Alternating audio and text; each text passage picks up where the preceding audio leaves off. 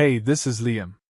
I adjust the navy blazer in my rearview mirror, smoothing out any stray wrinkles. A deep breath.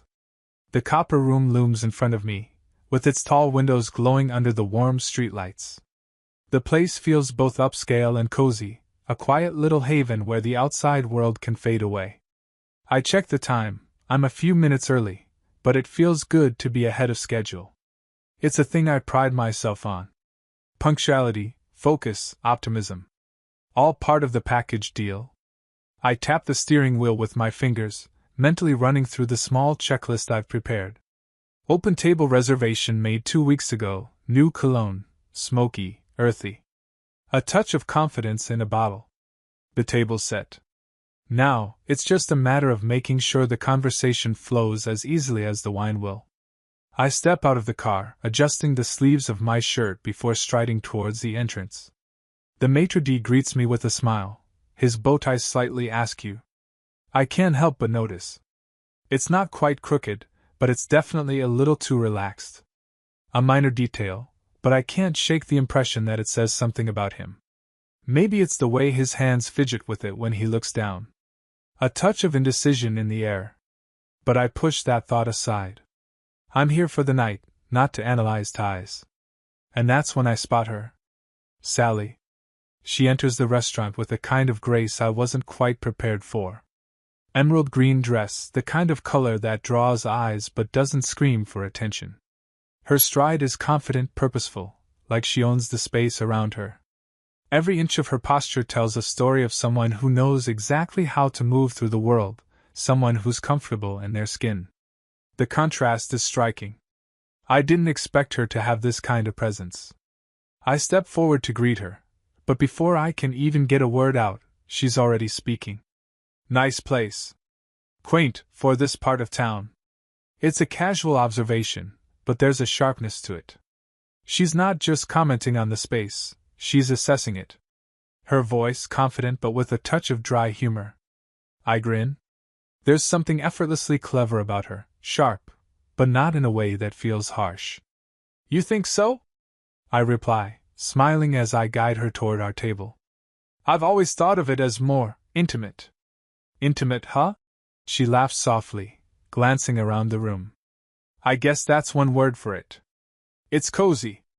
I can see how you'd say that. The ambience of the room is just the right touch, soft jazz from a nearby quartet, the smooth hum of a saxophone blending with the click of silverware. Warm lighting bathes the place, making everything feel comfortable and alive. Couples linger over their plates, their quiet conversations swirling around us. There's an easy energy to it all, the kind that doesn't rush you, just encourages you to relax and enjoy the moment.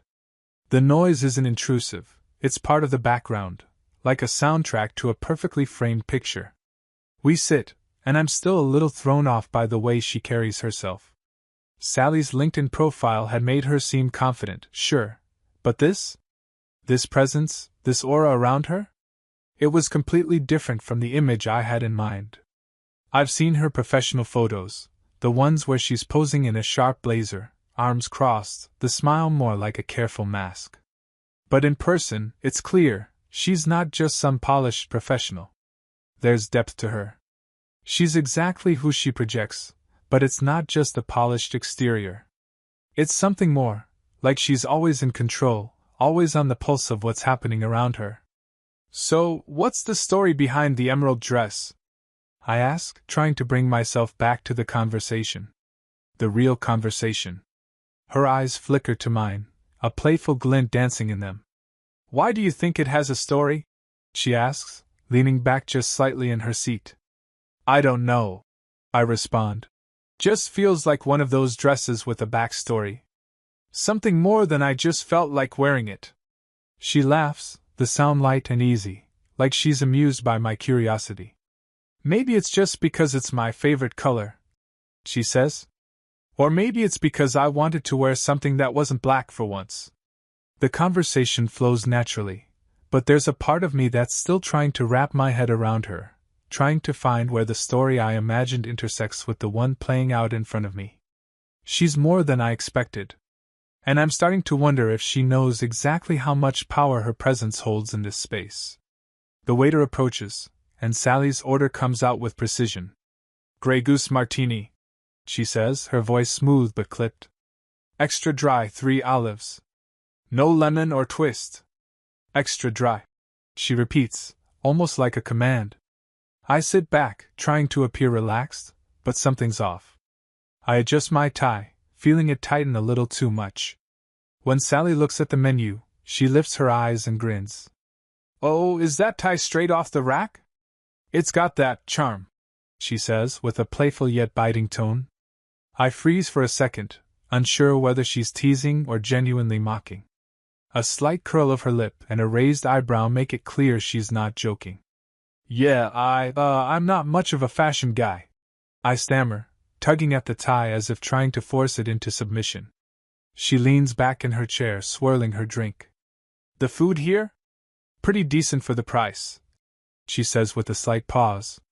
Though I'm guessing the decor isn't exactly your idea of luxury. I laugh a little too quickly, overcompensating. Yeah, I'm not the type for extravagant places. Sally gives a dismissive glance toward a couple a few tables over.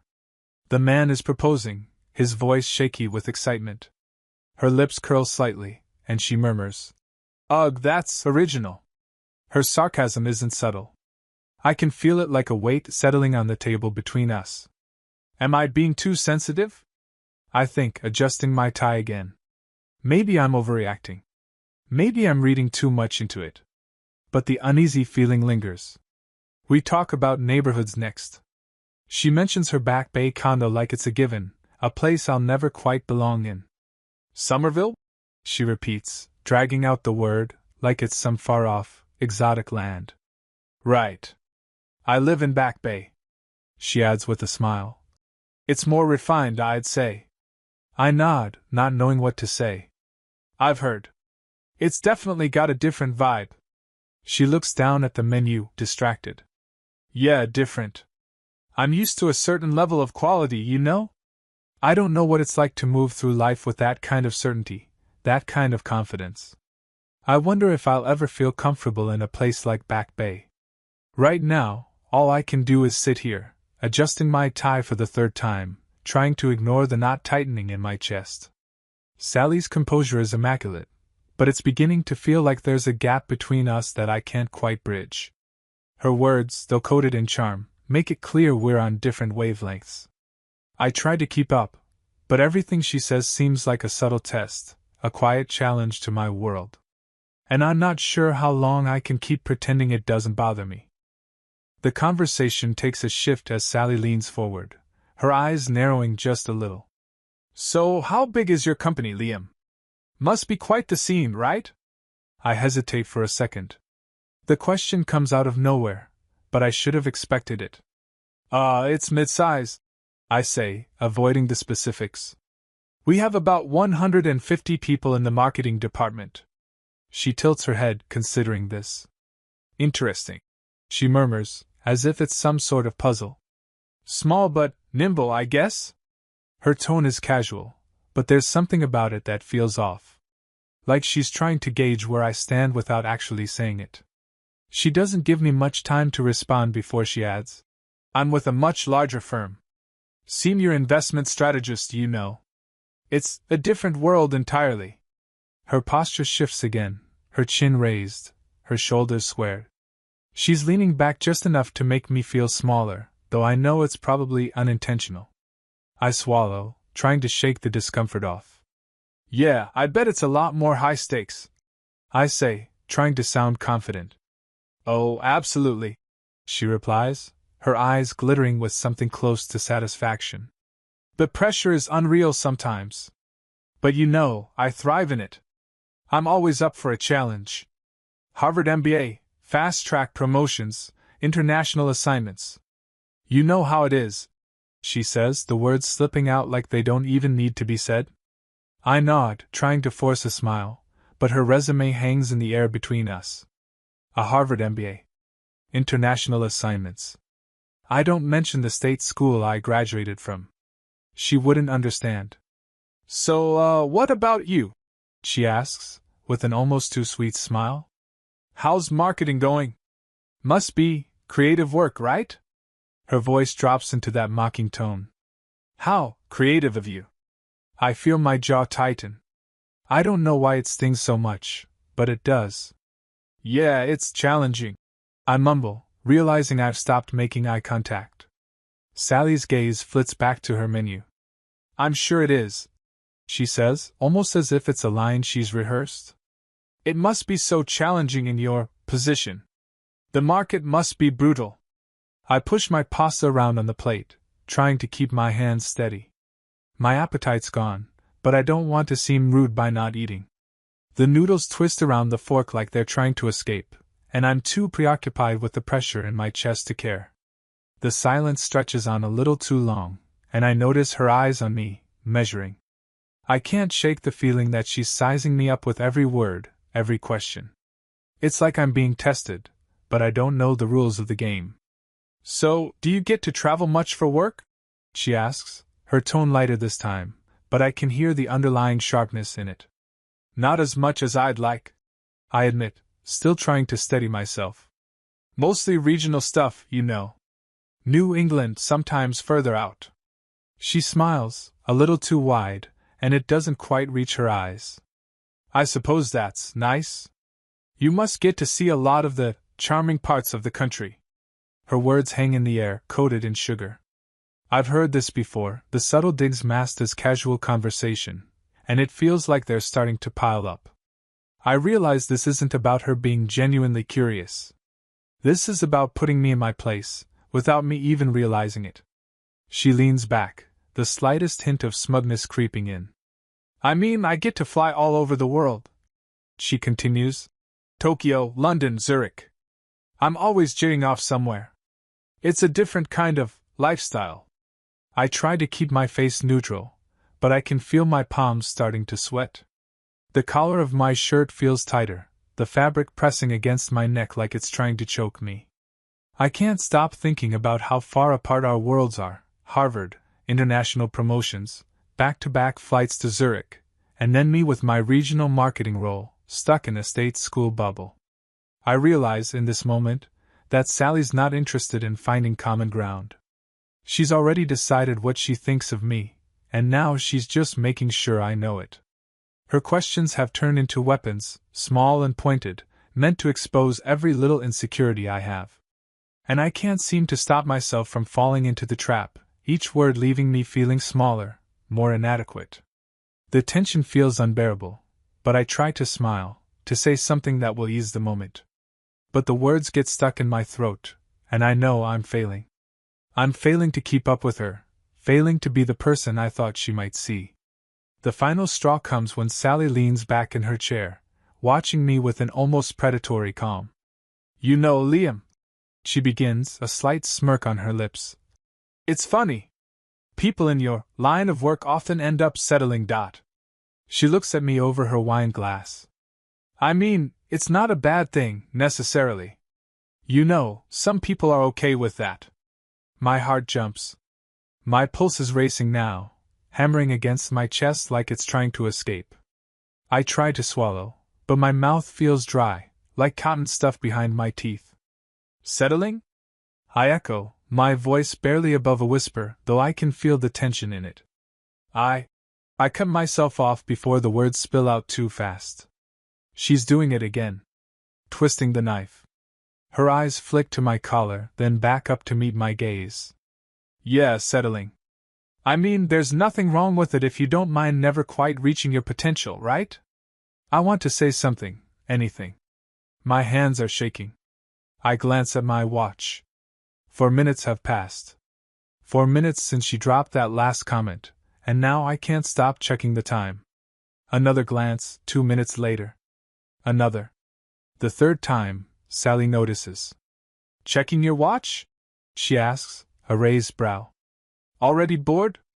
I don't know how to answer that. I don't even know if I have the energy left to explain how much I've already been drained by the night.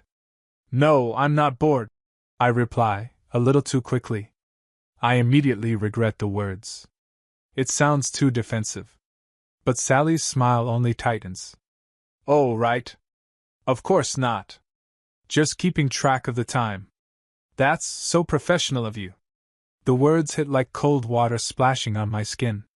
I can feel the temperature in the room drop, a subtle shift in the air that makes my skin prickle.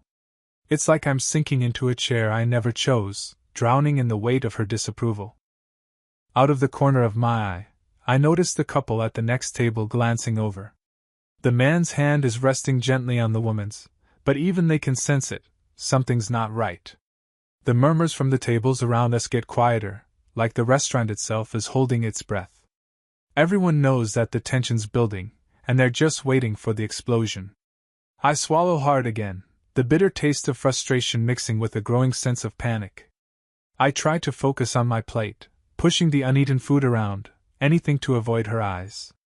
I can't stand the way she's looking at me now. The perfect, polished version of her that I saw walking in, it's cracking. Behind the sharp comments and the cool indifference, I see it now, her insecurity. There's a flicker in her gaze when she thinks I'm not paying attention.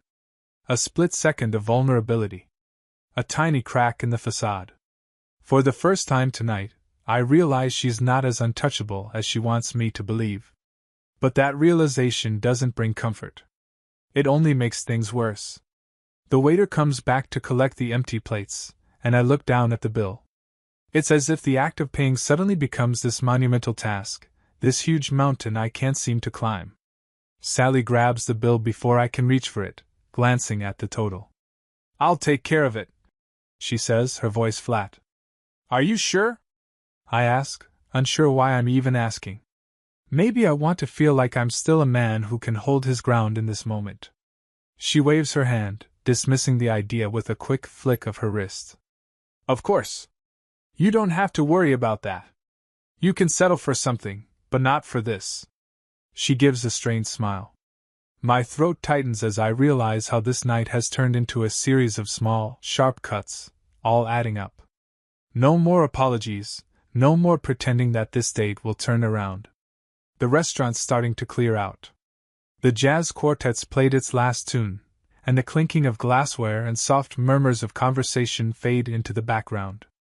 The waitstaff is ready to go, and so am I. Sally stands up, smoothing her dress as she grabs her coat. She doesn't look at me as she buttons it up, just a quick, mechanical movement. "Well, I guess I'll see you around," she says. The words are hollow, distant, like she's already checked out. I force a smile. "Yeah. Maybe." It's a lie, but it's the only one I have left. I push my chair back and stand, offering a brief handshake. It feels stiff, cold. She looks at me one last time, the briefest flicker of something close to disdain, or maybe just indifference, before she turns and walks away. And just like that, she's gone. The door chimes behind her, and I sit back down, suddenly exhausted, every muscle in my body aching with the weight of the night. I grip the steering wheel tightly, my knuckles pale under the streetlight glow. I can't shake the images of the night, how everything seemed to fray at the edges, how I could feel her slipping away. The car smells faintly of the cologne I had put on earlier, one I thought would be a nice touch for the evening. Funny, how a scent can trigger a memory, even one you want to forget. Deep breaths, I tell myself. I try to steady my heart, but it's racing again. I remember the way Sally's voice held that sharp edge when she asked if I'd settle in my career. Her casual dismissal of my job. How, even in the middle of a supposedly romantic evening, she turned every compliment into a backhanded jab. It's almost like she couldn't stop herself. And I hadn't seen it at first. I remember the way she raised an eyebrow when I mentioned my college years. "State school," she'd said, that edge of condescension hidden behind a veil of politeness. And when she told me she admired how creative I was in marketing, it didn't feel like admiration. It felt like a pity I was too naive to recognize in real time. The third one hits me now. "Must be so tough at your level," she'd said, as if my challenges were somehow less significant than hers, less worthy of respect. The "must be so tough" sounded like empathy, but I'm beginning to realize it was a jab disguised as kindness. The buzz of my phone interrupts the quiet, and I check the message before I can stop myself. It's from Sally. "Hope you weren't too intimidated by the night. You seem a little Off. Let me know if you want to talk. I feel a flicker of frustration, the words striking deeper than they should. Intimidated? It's a ridiculous suggestion, and yet, the more I stare at the message, the more the insult settles in. She never actually acknowledged her own behavior, never took responsibility for how she made me feel. I sit in the silence of the car, weighing the decision. I want to text back something sharp. Something that tells her I saw right through her. But something holds me back. Maybe it's the fact that I know she'll never hear it the way I need her to. Maybe it's the knowledge that responding, giving her even the smallest piece of my thoughts, would only mean I'm still playing her game. I delete the message. I'm not sure what I'm doing, but I know one thing for sure: I'm not going to beg for her approval. The next morning, I meet Mike for coffee. He's been my best friend since college, and his advice usually lands somewhere between blunt and brutally honest. "So, how'd the date go?" he asks, his usual grin spreading across his face, but I can tell he's already sensing my mood. "Not great," I admit, taking a long sip from my cup. Well, I don't think she's who I thought she was." Mike raises an eyebrow. "How so?" I take a breath and launch into the details, recounting the evening. The way she made me feel small, how everything I said seemed to prompt a pointed comment in return. It wasn't just the career stuff. It was the little things, like when she talked about her exes in passing, as if to remind me how much better they were. And that stuff about settling? It didn't sit right with me. Mike nods, tapping his finger on his mug. "Yeah, man. Sounds like she was putting you in a position where she could stay on top. It's not cool." I lean back in my chair, digesting his words. I think I missed the red flags. It's like, at first, I was charmed by her confidence. But now, I see it for what it is: insecurities masked as superiority. Like, if she can put me down, it makes her feel better about herself. "Exactly," Mike says. "You're not her project. You're not her backup plan." I nod, the weight lifting a little. The clarity is more freeing than I thought it would be. I can't fix her, and I can't be someone else's stepping stone. Later, I delete the last remnants of our conversations. I'm done. It's over.